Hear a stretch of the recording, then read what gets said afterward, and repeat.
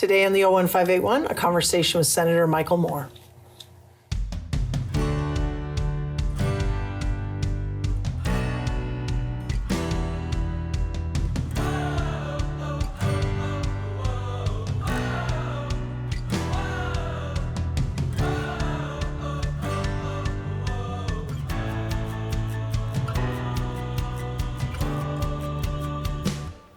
Hi, and welcome to this episode of the 01581 Let's Talk. I'm Shelby Marshall, and the host of this show, probably serving as one of your 5 select board members.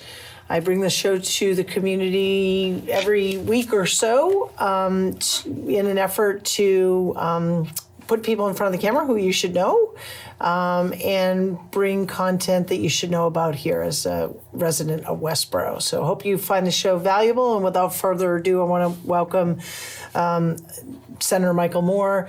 He's been a guest on the show, is a regular guest, and excited to have him after a brief period where we couldn't get our schedules aligned. So welcome. Thank you. It's nice to be back again. Yeah, good to see you. Thank you so much for adjusting your schedule to be here today. So we have lots to talk about, and because life has plans like a short period of time today. So we were at the legislative breakfast earlier today, Yes. put on by the Quarter 9 495 Chamber of Commerce. We'll talk about one of the things I think the viewers need to understand, and Westboro TV was there taping it, so you can watch that, is there were a lot of questions for our senator and representatives, but no offense, not a lot of answers, and we're going to talk about why that is. Yeah. But before we get to that, let's talk about kind of some things that are going on legislatively to just provide the public with an update. So one of the bills that is being presented is an act relative to hospital price transparency. This is a Senate bill. And tell us what you know about it, please. Well, the bills we're going to go over are pieces of legislation that I have filed. I filed approximately about 100 pieces right now for this session. Some of them have been filed with multiple sessions, and the reason we do that is it's all about timing. So right now, where healthcare is, as it's been the last couple of years, it's been a high priority trying to resolve the issues, trying to resolve some of the costs and barriers. This is a piece that I've been filing, we bring down the costs. So right now, we all know sometimes we'll go to a doctor or a hospital, and then we get that bill, and we see this enormously high bill that we've gotten, and you haven't realized it. So this piece of legislation would mandate more transparency in the pricing before you actually have to go to those medical facilities. So you know going in there that if I had gone to, I'm just picking a place like a place in Westboro, maybe the service was going to charge me $100. Well, I decided to go to Worcester. No, it's going to be $300. So it gives the consumer or the patient more opportunity to evaluate where they want to go and seek medical services. Yeah, and the cost. No, that's great. I mean, and certainly not. This is complicated stuff. Yep. Medical billing is very complicated. I've been on both the insurer side and the provider side. So not a small undertaking, but it is a terrible feeling to get a bill after the fact, and one, not understand it, and two, to be certainly surprised. And I think in a world where we have so much access to so much information, being an informed consumer is a responsibility, but everyone has to play. Yes, but we all need this set of fair rules that we can operate under. Great. Okay, great. So that is legislation. The other legislation is about data and privacy. So this, and there's a lot of relevance to this today, especially we see, depending on your opinion of what you think is going on in Washington and the White House. But you want to try to tie this into Doge and Elon Musk, and it's called an Act Establishing Massachusetts Data Privacy Act, and basically it would put limitations on the storage of your personal data. This really deals with the private sector. So right now there are no laws that really govern what they can collect for your personal information and then what they can do with it. We're trying to set standards on banks, insurance companies, auto dealers, any business that collects your personal data, what they can collect and then what they can do with it. I don't know if people know, there's what's called data brokers. That's an industry where all they do is collect personal information and then they sell your information. We have no idea. There's no registry. There's no licensing for it. People just get into this industry. So we want to establish a registry of who data brokers are. There's a concept called data minimization, which basically what this minimization is, it prohibits companies from collecting data that goes on the reasonable information that they need to conduct their business. So if you only need someone's name and address, then that's all you can collect. Right. And there's two benefits to this. One, they can't sell it, or if they do, it's very limited. If there's ever a cyber attack or a hack, and the information gets breached, they don't have a lot of information that can actually be stolen. Yeah. So then we have some issues with federal preemption. Some industries have, like banks, they have preemption on certain information that they can collect. That we can't stop them from collecting. But right now, because we have no law on it, they can collect as much as they want. Now, they also may sell it to subsidiary operations that they have. So what we're trying to do with this is we're trying to establish reasonable guidelines on what they can collect, who they can distribute or sell it to, and we're trying to establish what they call third-party right of action. That this would allow any citizen who feels like they were in violation, someone violated their privacy, that they have a right of action to court. Wow. Not just the attorney, we empower the Attorney General, but we also empower the citizen. California has language that's similar to this.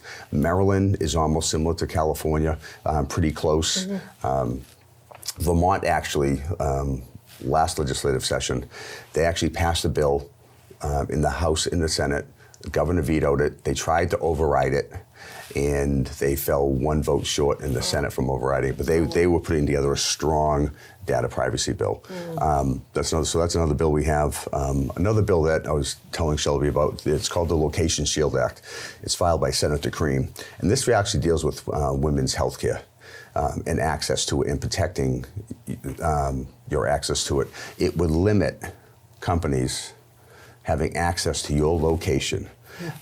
And this way, if you're going into Planned Parenthood, any other sort of medical facility, they would be prohibited from getting access to your location.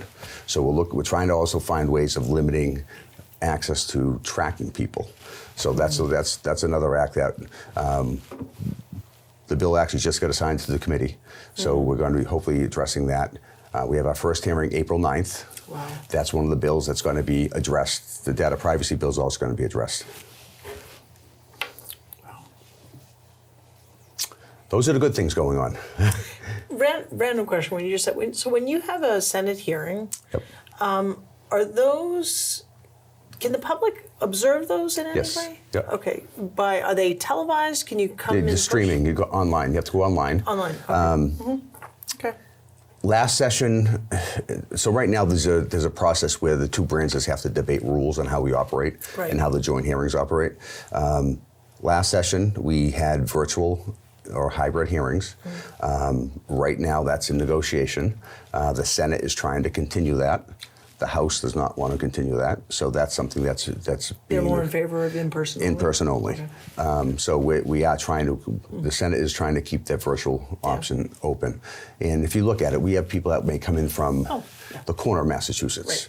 And they sit there for 3 hours, and then they get 3 minutes to testify. Right. So we're trying to open up the access to it. Well, plus it was just approved to allow hybrid meetings to continue for municipalities. Thank you very much for supporting that. You're welcome. As well as for representative town governments to have a hybrid actual town meeting. Doesn't apply to Westboro because we don't have representative town government. Why wouldn't it apply for the House and the Senate? Well, you just hit part of our argument and why we think it should be done. Okay, all right. Well, good luck with that. To whatever matters, I would support. I think it creates more transparency. Yes, no, and, definitely. And yeah. in a practical world, people coming in to testify, are often business owners, right? To take a whole day out and just You have business owners, you have parents. Yeah, right. And it helps resolve the child care issues. absolutely. And so, yeah. Come on, in this day and age, We should be encouraging more openness and access to it. absolutely. So Okay, so one of the things that we talked about today, so as part of the conversation that for those that aren't familiar with the Chamber's Legislative Breakfast, which is a great event, it's been going on for 20 plus years. Folks like Senator Moore come, they get a handful of questions. It's a moderated discussion, and at the end, the attendees can ask questions. The overall tone today, I've been to many of these, was heavy and I'm going to say kind of depressing. And so as we were preparing to come in today into the studio to talk about it, we were kind of talking about, like, what's next? And that's really, we don't have a planned script here, so we're just going to kind of talk. Yep. And from your perspective, there's so much going on at the federal level that has impacts at the state level. I only know about this much of it. I'm hoping you know this much. What are your thoughts? Across healthcare, education, where do we start? Well, I guess where we start is, overall, the state budget is not in bad shape. The state budget, we don't have to look at tax increases. We don't have to look at making any cuts. Revenues are in the black, so we're meeting revenue expectations. So if this was a normal budget year, we'd be sitting back and saying, it's not like the years we had all that extra federal money coming in where we were increasing money to towns for local support or other programs, but it wouldn't be bad. But then there's now I guess what we're all learning is how big or how much federal financial resources come into state government. The budget is roughly the budget that the governor proposed, and if this is the House and Senate will be pretty close. Yep. It's about $62 billion. Yep. Of that $62 billion, yep. 42 billion, approximately 42 yep. billion, is state revenue. That means that nexus between 62 and yep. 42 yep. is coming from somewhere. Yep. And it's coming from the federal government. So this is where, when we were asked some questions this morning, our job is to try to give answers. But when you wake up every day, well, and I don't know if I said it this morning, I've said it, described to other people this way. If we were dealing with a recession for next fiscal year, mm-hmm. you have an idea of trying, what do we have to attack? Oh, yeah, you made a great point about this. You got to attack the economy and try to, incentives, try to... You can plan, you can anticipate, you're trying to budget right. ahead of time, revenues forecasting. You know what to do. But when you have a situation where Friday everything's smooth sailing, then Monday morning someone just decides to take a pen up, I think this is waste. Right. Billions of dollars gone. Then Wednesday comes and I'm eliminating the Department of Education, gone. Mm-hmm. So, when the continuing resolution passed, yep. Congress said that the Democrats avoided a shutdown by signing it. There's different right. arguments, whether it's good or bad, but the $880 billion cut, that's over 10 years, mm-hmm. but to Massachusetts, we could be looking at a hole in our budget of about $1 to $2 billion. So, all right. So where do we now fill that? Right. So you either raise taxes. Yep. And that's popular. That's real popular. Yeah. Two, you have to make cuts. Mm-hmm. Because you're going to transfer money from one area to the next area. Yep. So you're not left with a lot of options. Right. So and then. Now that's, we're waiting to see what the final figure is going to be on that. And then, even though they're saying nationally that there's no loss of revenue with the Department of Education being eliminated. They're just transferring the functions.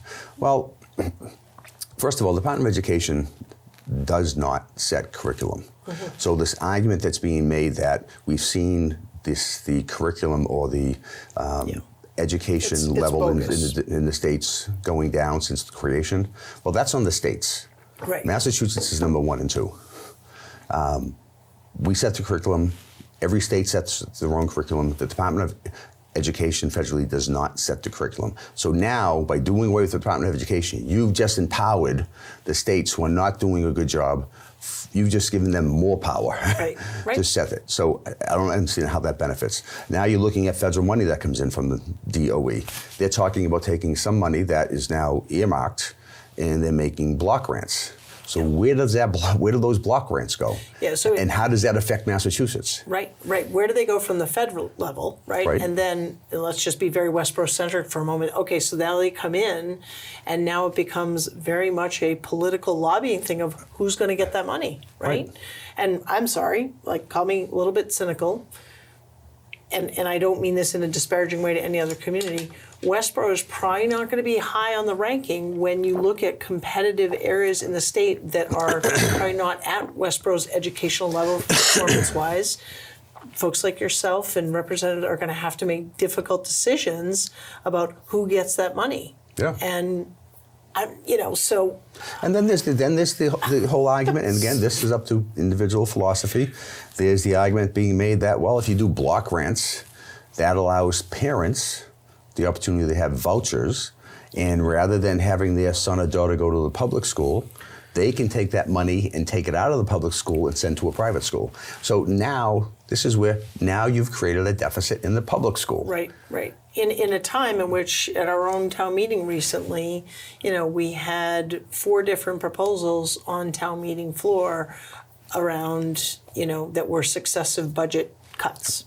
And I've got other communities that they're looking at overrides, or else they're going to have budget cuts. Yeah. So you got that. Then we also have the National Institute of Health. I was just going to, can we talk about that? Because we were talking about UMass as an example, but let's talk about healthcare and NIH. NIH funding. UMass Medical, the University of Medical, receives some of the highest amount of research dollars in the state, which helps fund our research facilities, state research facilities. I'm not talking the private now, just the state. Yep. We had a meeting with them. They've already established a hiring freeze.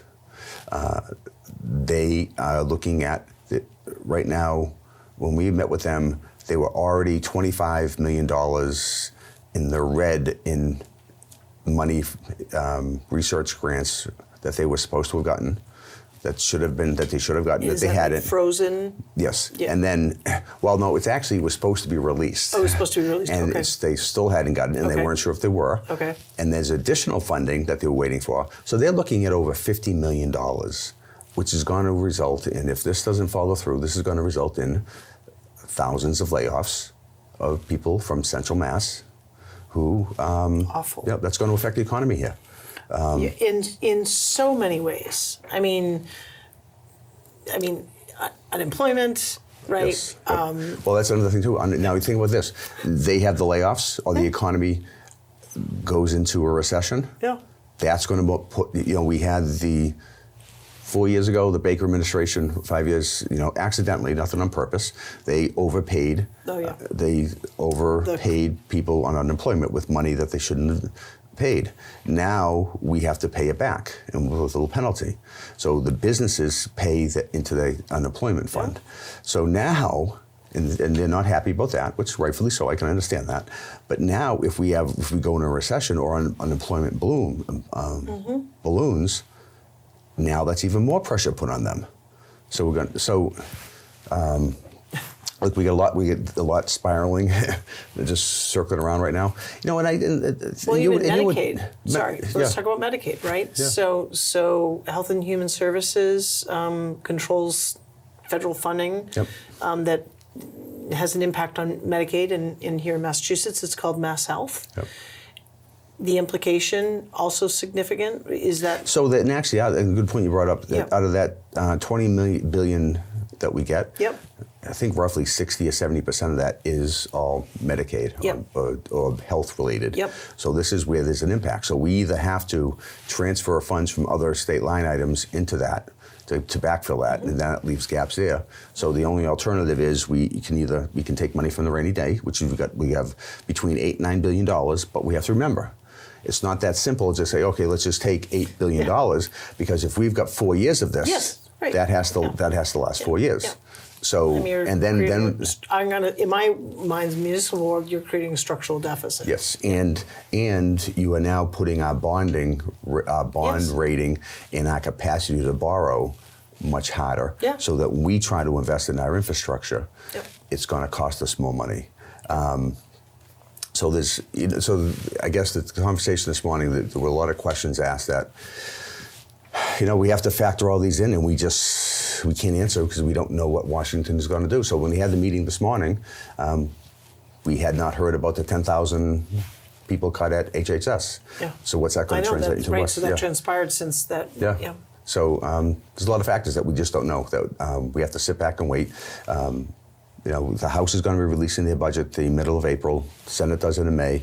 The other question we have too is, okay, so the House releases their budget in April. They base it on the factors that we're dealing with right now. Right. Then between April and May, there's other factors. I think we have to look at, there's no one opposed. I don't think, no one's opposed to eliminating waste or fraud.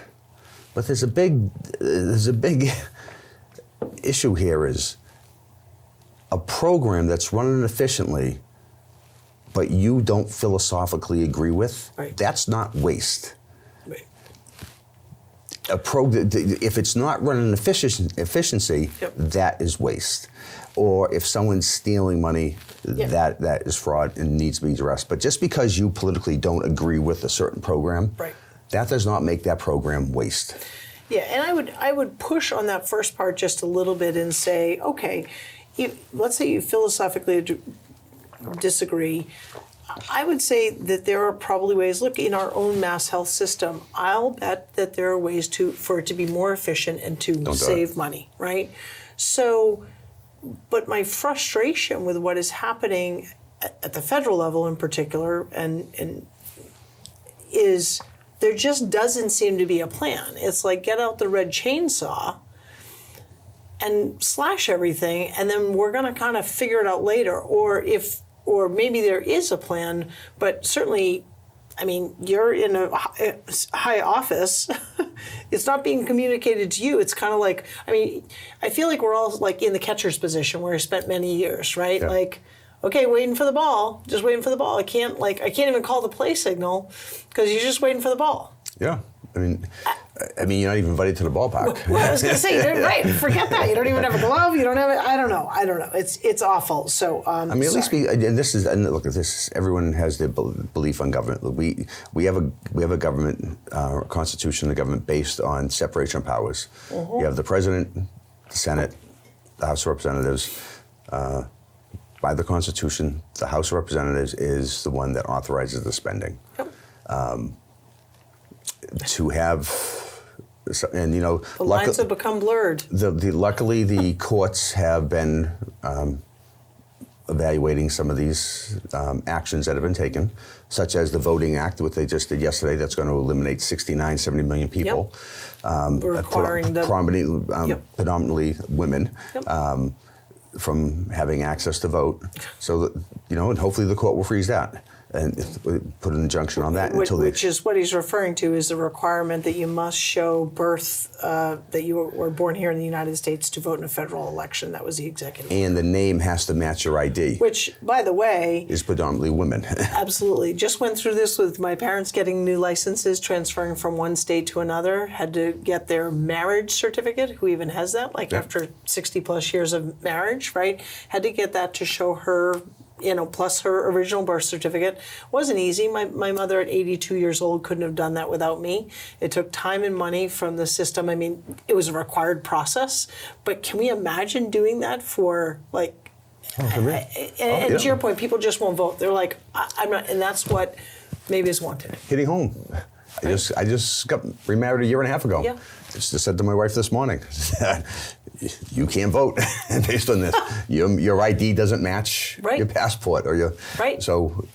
Right. I mean that's where we are. So hopefully the courts will step in.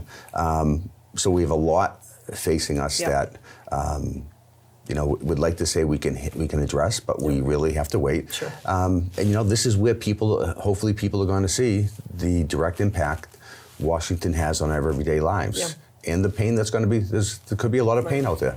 So let's end this on a little bit of a positive note, if we can. If folks have questions, they want to share their concerns. You can call my office at 617-722-1485. Email us at michael.moore@masenate.gov. Also, I'm going to ask is, I have staff that work in my office. Be cordial and professional. A lot of people get upset, right? People So have- just be kind. They're receiving the message. They are there to help you.